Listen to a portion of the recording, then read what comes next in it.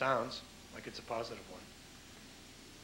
I think it has to be. I mean, you got to make it positive. I mean, being negative about anything is just the easy way out, I believe. And you know, I've been negative a lot of my life, and you can't keep doing that. You get nowhere. I'm just tired of it. So everything that happens with us, even though it may seem negative at first, we got to turn into a positive, and it's a huge learning experience that way. Especially when I learn from Joe all the time, and you know, it can be either a negative or positive experience, and it's always fun to make it positive, and you learn that much from it. Sounds psychological, like life can be. Yeah, absolutely. I had the opportunity to go to one where we've introduced band members of Reaxis, and we have two more band members in the studio today. They are Sean McAvoy. Did I pronounce your name right, Sean? Yeah. Vocals, and Brian Castle. Did I pronounce your name right? He is. It's never not pronounced right. Guitar. That is an easy name. And it sounds very much like a band member's name, actually. Is that your legal name? It is. It is. According to my adopted mother, it is. You're adopted. They keep telling me I am. I don't think I am. What, did they fool around with you? They told, yeah, since I was a kid, but I'm like, well, I never had like DNA testing or anything. They Maybe I told you, and then it's up in the air, like you don't really know. I think I look like my mother, so I think it's, you know, But I'm saying, are they saying it like in a joking way, or? yeah, but they joke seriously, so you never know. I could be. Hasn't affected me in any way whatsoever. I gotta know now. Yeah. Well, we'll figure that out after. Brian, how old are you? I am 30-something, 32. And Sean? 27? How long have you two known each other? Year and a half? Yeah, about 18 months. When I listen to you play, it seems like all the band knows each other a lot longer than that.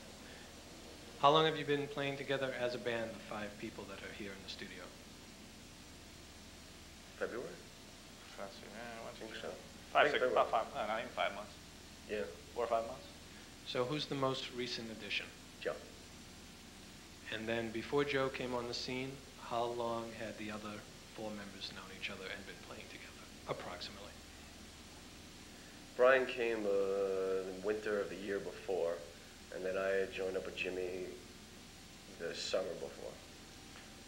I had the opportunity to watch you on stage on Saturday, and I see a group that's very well connected on stage.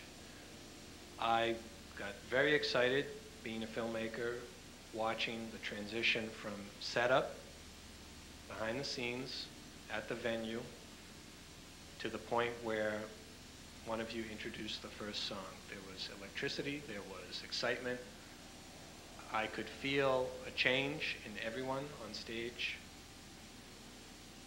Did I just feel that myself, or do you feel it too when that happens, when you begin to intro your first song?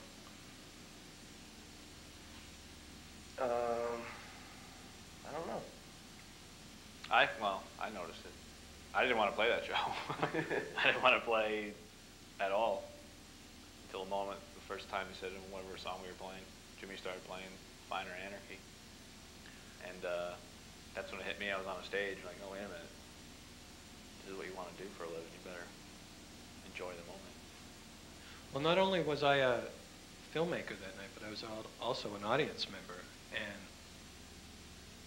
I think from the word go, from those first notes, it seemed like a very cohesive show. And each song rolled into the next. The communication with the audience was direct and honest. Is that rehearsed? No. Nothing is rehearsed. That's why most of the time it's not going to be like that. A lot of the time, especially if we're having problems on stage, we get freaked out about it. We're not going to be sitting there chatting too much. But actually, everything was going smooth in the show, and I think that's why. But when we're having a bad time, I think it's pretty obvious we're having a bad time. We've kind of done this quite a bit now. So I think we've done 85 or 90 shows in the past 18 months. Really? Yeah, we've done that many. So it's kind of like walking up there is kind of second skin, I think some people say. It's I don't get nervous. Well, it's funny, Jason came up with us and was kind of looking at him, and I couldn't tell if he was nervous or not. He just put his head down and played. But we're just used to being out there, and I think jumping around is kind of like if there is any nervousness, it's easier to jump around and tire yourself out, and to kind of ease the. But I was a lot more nervous my first show than Jason seemed like he was nervous. Singing's a wholly different thing. It really is. It's much harder. Because your voice will crack. They know you're nervous.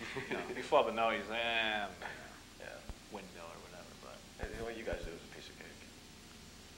I don't know. I mean, the only excitement, I just kind of close my eyes and just do it, and not really worry about what the audience is. I mean, sometimes it's better not to think about who's out there. Just enjoy it for yourself. Because if you want the audience, if you need the audience reaction to decide whether or not you had a good gig or not, most often than not, you're going to be disappointed. So it's probably better that you keep it with people on stage. Worse is in the first song, the guy turns around, he's sitting at the bar, turns around, and then one song, he turns back around to the bar. Yeah. Spends the rest of the time Kind of watching seems like, anyway, you see him go back to their conversation. So when you're on stage, you notice that? I close my eyes, so I don't notice. I notice. Stop looking after a while, but I can feel when I usually can feel when something's not working, and I can tell whether or not they're into it, and then usually it work a little bit harder, but sometimes it's just you can tell it's a bottomless well. There's nothing you can do. Every band has the experience of playing to a house that is not full for one reason or another, whether it be advertising or marketing or one reason. And every band has the experience of playing to a packed house with more than 100 people. What's your smallest audience? What's your largest audience that you've played to? That's a factor of 10 right there. There's negative numbers when it comes to the smallest audience. I think I actually walked off the stage and made it negative.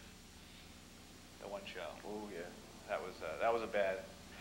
Probably the worst moment in the history is where it got so bad that I decided that it wasn't working on stage, and the best thing for me to do was to put the instrument down and leave. I was furious. Yeah, that didn't go over well. But there literally was the bartender was left. The bartender had left. There was nobody in the room at all. I feel like I just get up there. I mean, a lot of times they've asked me to do more, and I've just because I don't do that. Is everyone ready? A little bit louder. I don't do that very well. So I can talk to the audience, and I can have some. Most of the time, though, it's you finish singing and you're out of breath, and you have to get ready for the next song. You're not going to be sitting there saying, I think my biggest problem is selling us in between songs. I don't like doing that. It takes me out. It's like when you're watching a movie and they say, 555 something. It takes you out of the movie because you just remember right then that this is a movie when they do something like that. And I think when you sell yourself in between the songs, which a lot of singers do, which I'm not judging, but when I sell myself in between songs or I sell the band in between songs, it takes people out of it. It takes me out of it. So I try not to do it. It's hacky. Wow. I'm learning a lot about the process. When I saw your performance, as we've said earlier in the interviews, Joe was not able to make it on that particular Saturday night. So Punch me in the face. we're going to arrange to attend a show with the cameras and have Joe in the performance and give equal time to the fellow who stood in for him. But it's correct that Joe is the regular bandmate? Yes. And Joe, you've been with the band for how long? For 5 months. Something like that, Yeah. I mean, was my first winter, right? month in February. Pretty much 5 months. So you could say, hypothetically, if I'm wording it correct, you're like the Ringo of the group. You've come in when everyone else was there. Yeah, I was the last one to join in the band.